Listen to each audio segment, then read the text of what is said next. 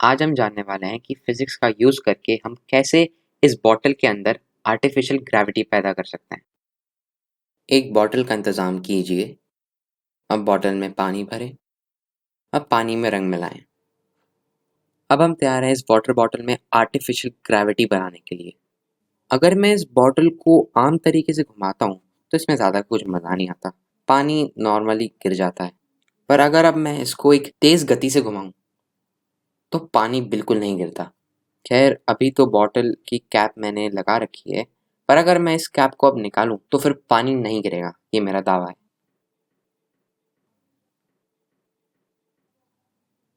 देखा, एक बूंद भी नहीं गिरी। पर आखिर ऐसा क्यों होता है कि अगर मैं बॉटल को एक तेज गति से घुमाऊं, एक हायर स्पीड से घुमाऊं, तो फिर बॉटल का पानी वहीं के वहीं रहता है, कभी नीचे नहीं गिरता। चलिए इसके बारे में जानते हैं।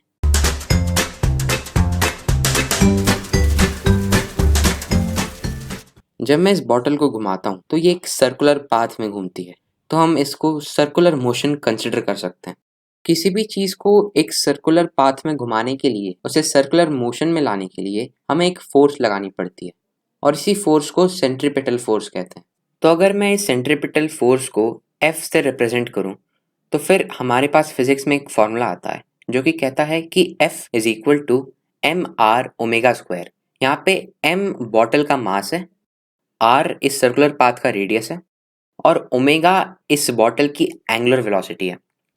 अभी के लिए आप समझ सकते हैं कि जब मैंने बोला था कि मैं इस बॉटल को तेज गति से घुमा रहा हूँ, तो मैंने उसकी एंगुलर वेलोसिटी बढ़ाई, और जो फॉर्मूला भी हमने जाना, जो इक्वेशन हमारे सामने है, इसके हिसाब से हम ये कह सकते हैं कि अगर हम ओमेगा को इंक्रीज करेंगे तो फिर फोर्स भी इंक्रीज होगी।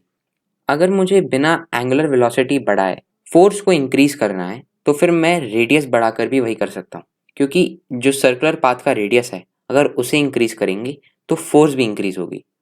तो आप देख सकते हैं कि इस बार मैं काफ़ी कम एंगुलर वेलोसिटी से, पर एक लंबी डिस्टेंस, एक ज़्यादा रेडियस से बॉटल को सर्कुलर मोशन में घुमा रहा हूँ, और इस बार भी फोर्स लगभग उतनी ही लग रही है और पानी वहीं का वहीं खड़ा है।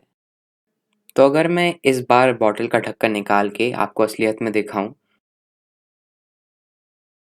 तो पानी बिल्कुल भी नीचे नहीं गिर रहा। चलिए अब इसको स्लो मोशन में देखते हैं। चलिए देखते हैं कि इस पॉइंट पर बॉटल पर कौन कौन सी फोर्सेस लग रही हैं। सबसे पहले हम उसका वेट कंसिडर करेंगे, जिसको हम mg से रिप्रेजेंट करते हैं।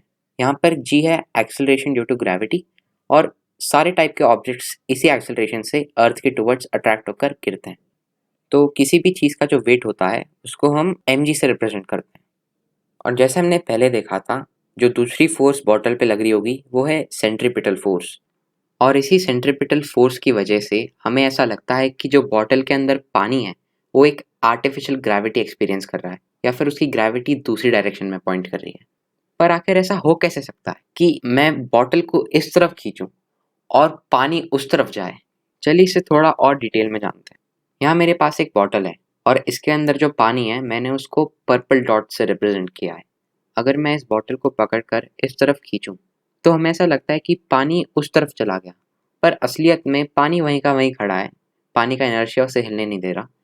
पर क्योंकि मैंने बॉटल पर फोर्स लगाई है तो बॉटल इस तरफ चली जाती है, और हमें ऐसा लगता है कि पानी उस तरफ जा रहा है। तो अगर हम पानी के रिस्पेक्ट में देखें तो उसे लगता है कि उसे कोई बॉटल के निचले हिस्से की तरफ, यानी कि राइट साइड पर पुश कर रहा है। तो ये जो फोर्स है ये एक फॉल्स फोर्स है, और इस केस में ये फॉल्स फोर्स सिर्फ पानी एक्सपीरियंस कर सकता है, और इसी फॉल्स फोर्स को हम स्यूडो फोर्स कहते हैं।